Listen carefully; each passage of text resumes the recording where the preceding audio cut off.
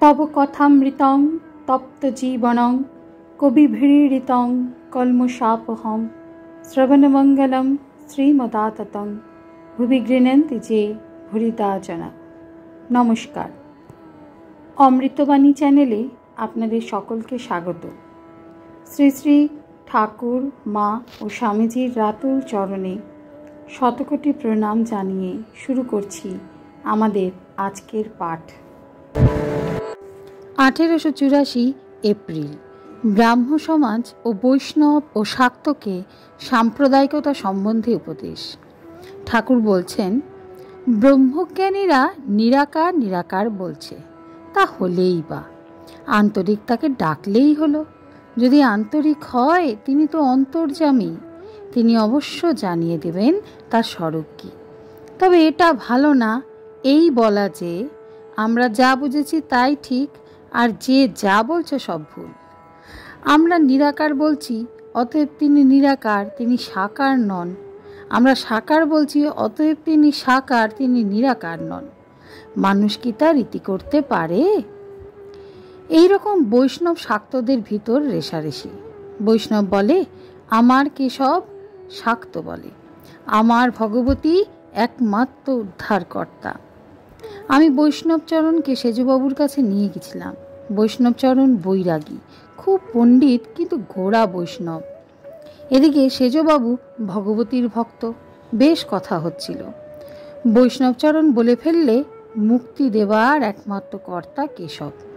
বলতেই সেজবাবুর মুখ লাল হয়ে গেল। বলেছিল, শালা আমার। সকলের হাস্য। শাক্ত কিনা বলবে না, আমি আবার বৈষ্ণবচরণের গা টিপি। যত লোক দেখি ধর্ম ধর্ম করে, এ ওর সঙ্গে ঝগড়া করছে, ও ওর সঙ্গে ঝগড়া করছে। হিন্দু মুসলমান ব্রহ্মজ্ঞানী শাক্ত বৈষ্ণব শৈব সব পরস্পর ঝগড়া।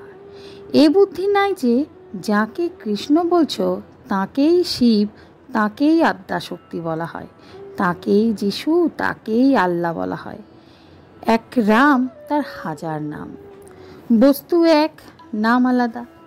সকলেই এক জিনিসকে চাচ্ছে, তবে আলাদা জায়গা, আলাদা পাত্র, আলাদা নাম।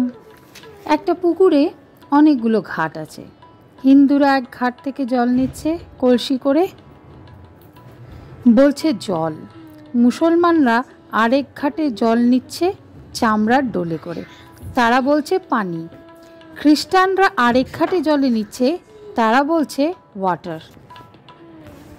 যদি কেউ বলে না এই জিনিসটা জল নয় পানি, কি পানি নয় ওয়াটার, কি ওয়াটার নয় জল, তাহলে হাসির কথা হয়। তাই দলাদলি, মনান্তর, ঝগড়া, ধর্ম নিয়ে লাঠালাঠি, মারামারি, কাটাকাটি এসব ভালো নয়। সকলেই তার পথে যাচ্ছে। আন্তরিক হলেই, ব্যাকুল হলেই তাকে লাভ করবে।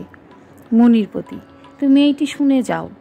বেদ, পুরাণ, তন্ত্র সব শাস্ত্রে তাঁকেই চায়, আর কারুকে চায় না।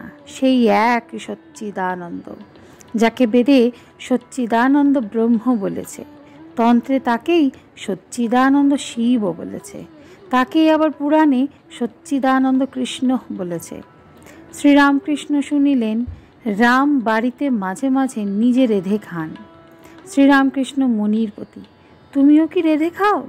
মণি, আজ্ঞা না। শ্রীরামকৃষ্ণ, দেখো না একটু গাওয়া ঘি দিয়ে যাবে, বেশ শরীর মন শুদ্ধ বোধ হবে। আজকের পাঠ এ পর্যন্ত। নমস্কার। কথামৃতে সুধাধারার সাথে শ্রী শ্রী ঠাকুর মা ও স্বামীজির অনুধ্যানের জন্য চ্যানেলটি সাবস্ক্রাইব করুন।